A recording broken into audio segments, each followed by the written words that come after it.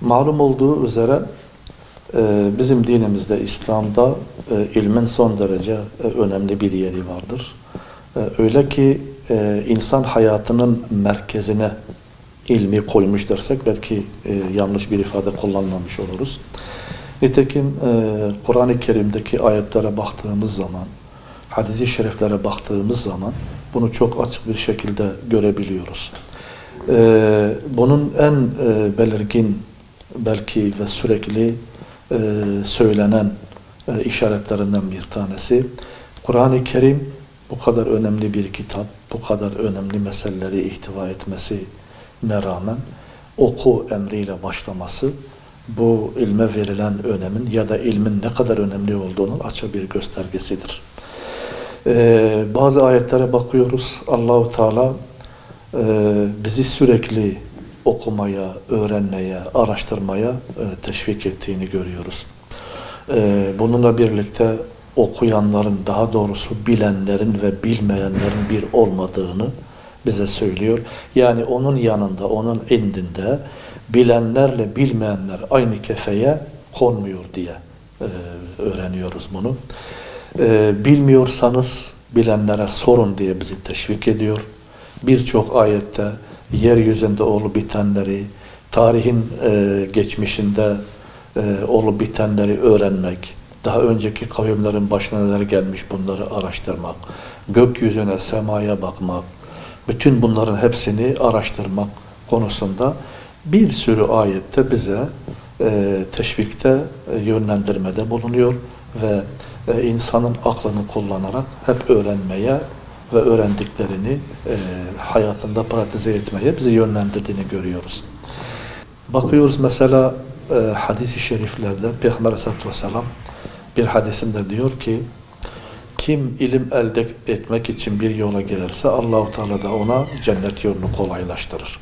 Şimdi bu kadar ilim önemliyse, İslam'da bizim dinimizde ilme bu kadar önem verilmişse ve hayatının merkezine adeta yerleştirilmişse elbette ki Müslümanlara da ilme bu derece önem vermeleri, önemsemeleri, öğrenmeleri ve öğrendiklerini hayatlarında tatbik etmeleri gerekmektedir.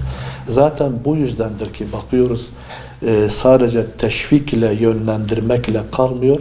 Bizim dinimiz ilmin Müslümanların tümüne farz olduğunu söylüyor. Mesela bir hadisinde Peygamber Aleyhisselatü Vesselam diyor ki ilim talebi yani ilim elde etme bütün Müslümanlara farzdır. Dolayısıyla bütün Müslümanlara ilim elde etmek ve bunu hayatında tatbik etmek önemlidir. Onların temel vazifelerinden bir tanesidir. Tabi burada şunu düşünmek lazım. Bu dünya imtihan dünyasıdır ve biz Allah'a karşı kulluk vazifesiyle yükümlüyüz. Neticede ilim olmadan neye inanacağız, nasıl inanacağız? Allah'a karşı kulluk vazifemizi yerine getirdiğimiz zaman bunları nasıl yapacağız, ne şekilde yapacağız? Elbette ki öğrenmeden olmaz. Onun için bilenler ile bilmeyenler elbette ki bir olmaz. Bilmeyen kişi adeta gecenin karanlığında, zifiri karanlığında elinde aydınlatıcı herhangi bir fener olmadan yürüyen kişiye benzetebiliriz. Her an her şeyle karşılaşabilir. Ama ilim sahibi olan kişi adımını nereye atacağını daha rahat görür, daha emin adımlar atar. Onun için ilimsiz olmaz. İlim elde edilmeden neye inanacağını tam olarak bilemezsin. Yanlış da inanabilirsin. Yanlış da yapabilirsin. Çünkü ne yapacağını tam olarak bilemezsin. O anlamda ilim son derece önemlidir. Müslümanın hayatının merkezinde yer almaktadır. Onun temel vazifelerinden bir tanesidir. O halde Müslümanlar okumalı mı? Evet, okumalı. Ne kadar okumalı? Elbette ki en asgari düzeyde onları bu hayat sınavından kurtarmaya yetecek derecede okumaları gerekir ki bu seviyedeki ilimlere zaten farzul ayn ilimler deniyor. Bu biraz önce bahsettiğim hadisteki farziyetten kasıt da budur. Yapmakla mükellef oldukları her ne varsa onlarla ilgili ilimleri elde etmek de onların üzerine farzdır.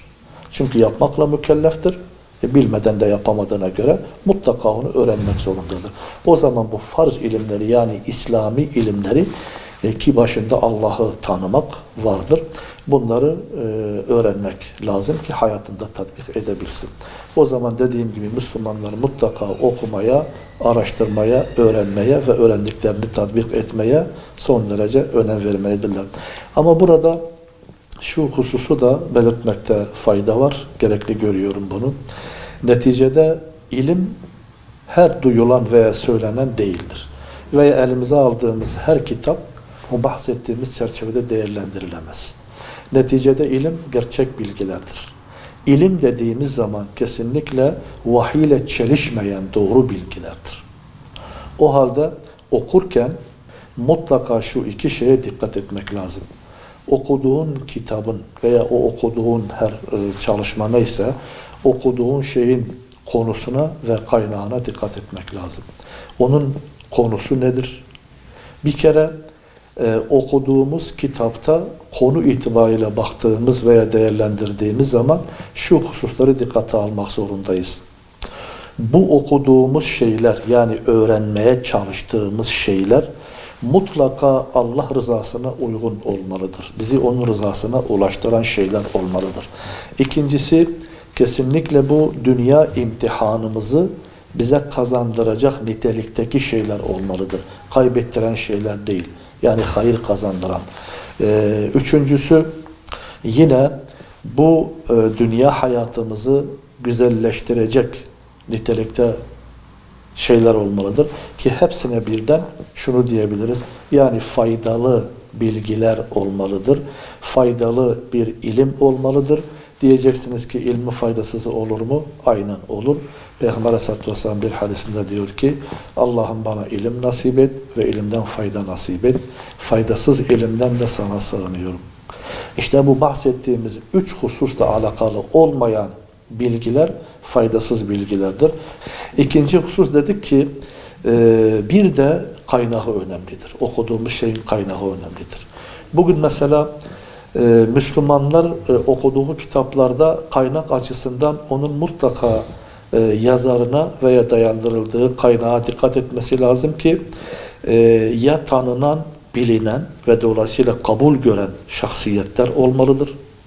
Ya da eğer işte tanınan, bilinen değilse kolaylıkla araştırılabilen ve dolayısıyla araştırıldıktan sonra kaynağına ulaşılabilen, yani böyle muğlak değil ve dolayısıyla ne olduğu ortaya çıkarılabilen kişilikler olmalıdır ki onlardan emin olsunlar. Yani o kaynaklardan doğru ve sahih bilgileri elde ettiklerinden emin olmalıdırlar. Bunun için de o sahibinin, yani bizzat yazarının o kaynağının sağlam olması lazım. Dolayısıyla doğru bilgiyi doğru yerden almak önemlidir. Netice itibariyle Müslümanlar bunlara dikkat ederek sürekli okumalı, sürekli kendini geliştirmeli. Neticede dediğim gibi dünya hayat imtihanıdır. Bir sınavdan geçirilmekteyiz. Eğer doğru bilgileri doğru yerden almazsak Allah muhafaza yanlış bilgiler de elde edebiliriz. Bu da bizim hayatımıza olumsuz etki eder. Allah-u Teala bizi bütün zararlardan muhafaza etsin.